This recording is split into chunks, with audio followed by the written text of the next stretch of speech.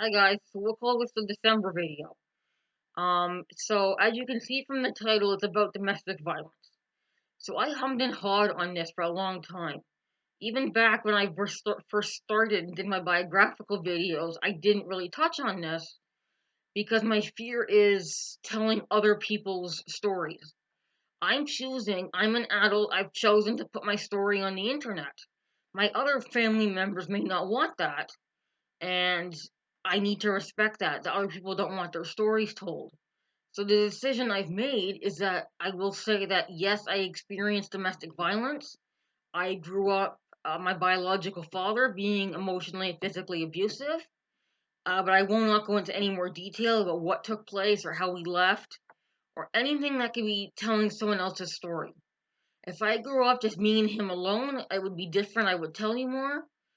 But my brothers and my mom and so forth, they may not want this all over the internet, so I'm not telling it.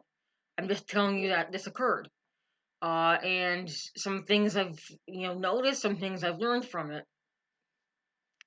So as a child, the impact that it had on me was that I was afraid of men. I had this dichotomy in my head that women are nice and men are mean until I was at least 12 years old, probably high school when I had some nice male teachers that I got over that. Um, when I was very little, like a toddler in daycare, I didn't like men having anything to do with me. Um, I just had this fear, and yes, and it also translated into moms are good and dads are not good, or I don't want to say bad, but I had this thing in my head too that moms are the good parents. So I used to find it very confusing, even as a teenager, when I would hear stories where like the mom is the abuser or someone does not have a good relationship with their mom. That confused the heck out of me. Um, and I always hated Father's Day. I didn't want to make him gifts. I didn't want to give him a gift, and I absolutely dreaded when I had to go over for visitation, which fortunately was stopped, although it should never happened. I did have visitation with him.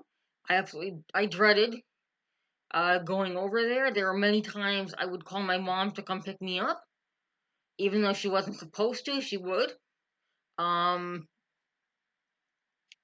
I did learn as I got a bit older somewhat of what would set him off, and I learned to sort of tiptoe around him. Um, but it was never great. I never had a great relationship with my dad.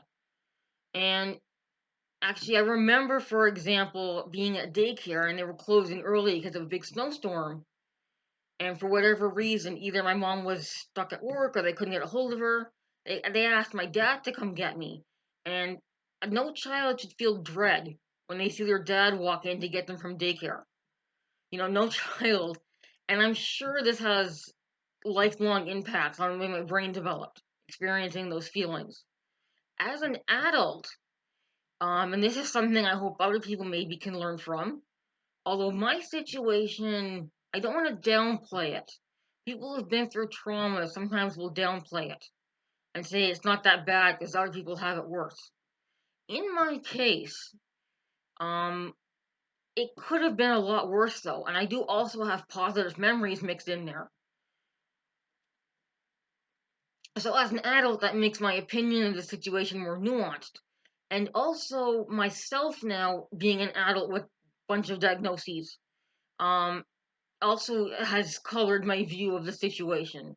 I'm certain, I'm certain that he has some sort of diagnosis that's not been diagnosed. He's undiagnosed with something or other because of some of his behavior was just not normal. And I think he just never should have had kids. I think he could not cope with the stress of children. I know I can cope with very little stress before I melt down. Um, so because he's like that, he should not have had children. Because I've come to this realization, I have not had contact with him in many years. Because I've come to this realization, I'm potentially willing. I'm not. It could go either way. This person does have issues, so I'm not sure. But I'm more willing than I would have been in the past. It would be nice to have a relationship with my dad. Um, I don't know what's gonna happen either way. I like to tell myself though that instead of saying he is a bad person, I prefer to say that he did bad things, and I prefer to apply that to people in general. That works for me. Other people may not want anything to do with that. I feel like it makes me a more compassionate person. Like, yes, he did these things, and yes, he should not have had children, and yes, I'm sure it affected us permanently, but he also is a person with issues.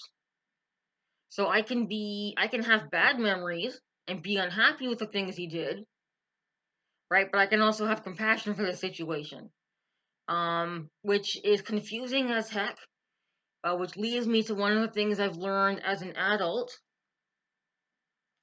that I really want to share with people.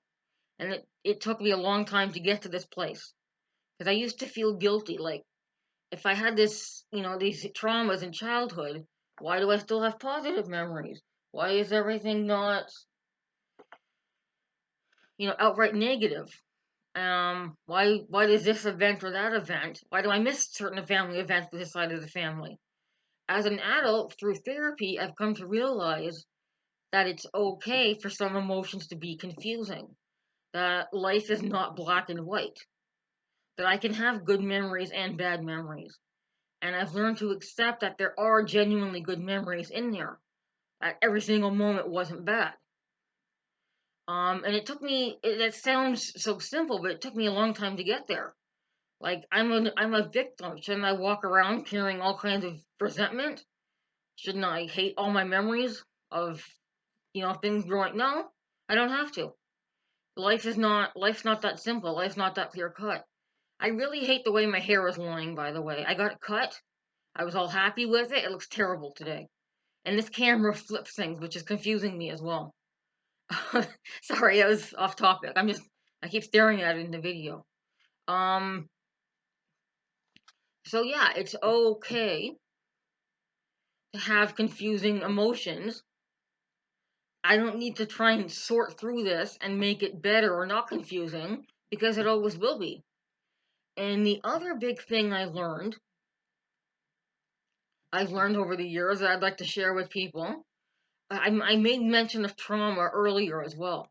I used to be very dismissive of the notion that what I went through would qualify as trauma because it wasn't that bad. And lots of kids have gone through worse. Lots of people have been through worse. So what I've come to realize though is it doesn't matter what those people have experienced. I'm me, I'm unique. So what could be extremely traumatizing for me might be nothing for one person, or vice versa. Something might be nothing for me and very traumatizing for another. And that's okay too, because there's no correct way to feel. You feel what you feel. That's another important lesson just in general. You feel what you feel. Feelings aren't good or bad, they just exist. If you linger on them, act on them, let them control you, that's a whole other problem. But you feel what you feel. If I feel that this was traumatic and has had an effect on me, and as an adult I still have issues with men raising their voices, that's the big thing that um is still with me to this day. And maybe the BPD, if I do have that, was caused by this as well. It would fit the template. Or, I don't know. But it is what it is. This is how I reacted. Maybe another person would have reacted totally different. That's fine for them, and this is fine for me. And again, as I'm sitting here, even saying these things doesn't sound like that big of a deal now. But when I first put these things together, it really, really was. And it's helped me. I'm not good at moving forward from the past, to be honest. But I'm getting there. It's helping me. My view of the situation, like I said, is more nuanced. I'm getting better and better at accepting that these things happened. I don't have to like them, but they're in the past, and I need to live now. I don't know what the future is gonna hold in terms of relationship with my dad. If I'll ever get over that, fear when men raise their voice. I'm like, I can't do my hair, touch my hair. Sorry, I keep running this serious talking and giggling. Yeah, so I'm gonna wrap that up. I would have loved to have a video like this 10 years ago. So I hope somebody else out there can learn a few things and sort of move along in their healing journey after seeing this. So thank you.